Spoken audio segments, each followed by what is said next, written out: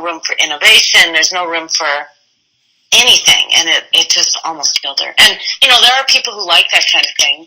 Actually, there are certainly people who love that tight ship and who really want to be managed or micromanaged, but the majority of us out in the workforce don't like it. Right. We do like to have expectations, or we do want to know, you know, how much should I sit at my desk and eat, or are you going to give me a half an hour? You know, people want to know, but, you know, in terms of having every moment micromanaged and having someone listening in on your calls, and oh my God, I would be in the fight or flight response all day, every day, and that is not sustainable.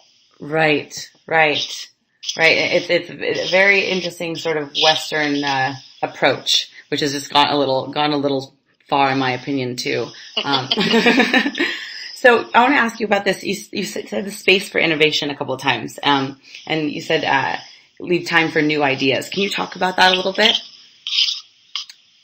Well, of course, it depends on the position of the person, but you know, the best ideas are often coming from within. I know when I was in middle management, and I ran, you know, I was the program manager for Deepak Chopra's program. Oh, wow. And I was the director of all the education programs, and, you know, obviously I had to set it up from scratch. It didn't exist before I was there. So, you know, I had to have the resources I needed. I had to have, so that's something probably you want to add to what does someone need. They need the resources. They need to be able to have, you know, the space to work, a safe environment, machinery that works, you know. Yeah. And even also really noticing and paying attention to environmental impact in terms of purchasing, looking at, you know, recycled materials and water machines rather than water bottles, and really starting to look at that interconnectedness in terms of resources and waste, the whole cycle. Mm-hmm. That I think is a mindful, that's an indication of a mindful business. But in terms of what happened there, you know, quite often I developed it for a while, and I got the programs up and running, and I had the support I needed, and then sometimes people, because they saw Deepak as growing, these consultants would come in with dollar signs in their eyes, and I'm not, you know, that's what it's really like, and they didn't really listen to the people that were in the organization, like what we saw needed to be done. And then they would almost hire people that didn't have some of the same core values and or basic knowledge of what we were doing, and then they would hire them as upper management who didn't really value I'd have to say I was mid-management. Probably, at first I was the director, and then they kept hiring directors on top of that. So, yeah, I think recognizing talents from within and promoting them, and also, but space for innovation would mean, you know, quite often we're task-oriented businesses, and you're operating in the left brain, and just continually, you know, filling in the blanks and what you're doing right now, taking notes and talking to me. But then the right brain can notice relationships between things, or is what can stimulate new ideas. And I know as a writer, because I write books, is like if I'm stuck on a word, a sentence, or an idea, if I just go take my dogs for a 10-minute walk, you can pretty much bet that I'm going to get that information. So providing space for innovation, you know, unstructured time. Kids need it too, but they need it in the workplace too.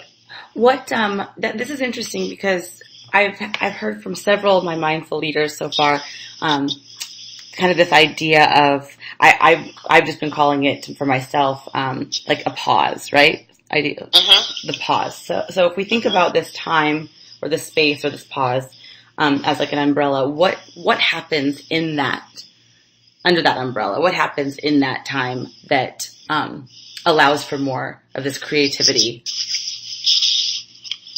Well, when you're not goal-oriented, right? When one is not goal-oriented and one is walking, let's say, with a question. I do this a lot in my leadership. I work with a number of organizations like Berkshire Hathaway organizations, and I teach them to be on a quest. And actually, I did it was it yesterday? Well, yeah, I did it yesterday morning. I was in Texas, and I led a walking meditation. So these pauses are really aimless. It's aimless activity, whether, it could be like playing ping pong. I mean, you see some of these newer organizations that have pods for ping pong, or they have playgrounds for dogs or something like that. And it's really, it's to take your foot off the gas a little bit to allow the nervous system to downshift into the rest and restore. And I even like to say recreate. Okay. That going into that particular operating system where your breathing is different, your brain, you're using the right hemisphere of the brain when you're not goal-oriented, and it gives possibility for communication and relations and, just sort of spontaneity. The best things in life are often spontaneous, like the aha moment. And if we can't leave space for the aha moment, then, not everybody gets to have that.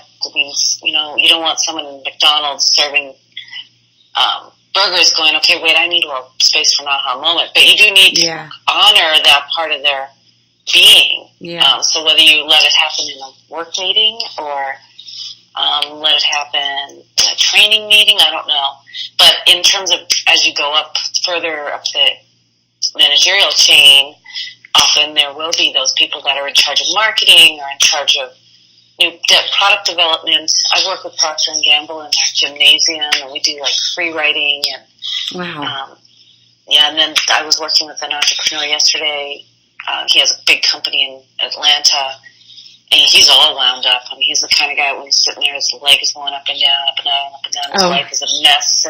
And they came to this retreat I was doing just to kind of figure out how to get a hold of themselves. Because and they were young, they were, early 40s, and that was not gonna, that was headed nowhere fast. So they ended up having to, I took them for a mindful walk.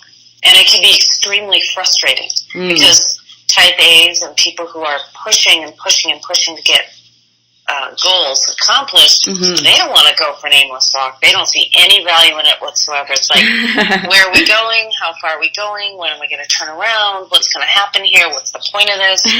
So it's hard for them.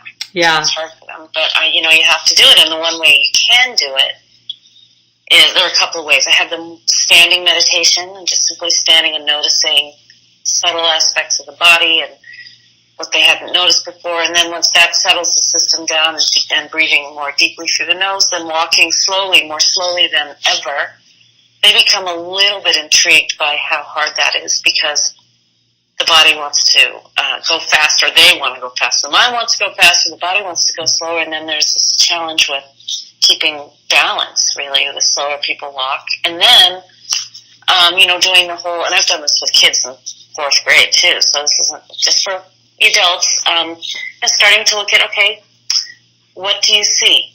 And not just looking at things and calling them things. What would a tree be if you didn't have a labeled tree? What would we walked by all these various types of basil and the flowers and the bees and the butterflies, and I said, if you had no labels, what is it? Interesting. What is that? And so walking without labels, seeing things, the space between things, looking for shapes, looking for movement, looking for stillness, and then we move to sound, listening to sounds with, again, you can label them at first, but then, okay, what does that wind actually sound like? Yeah. And then moving from that to noticing the aromas in the air, even the taste in your mouth, noticing the way the body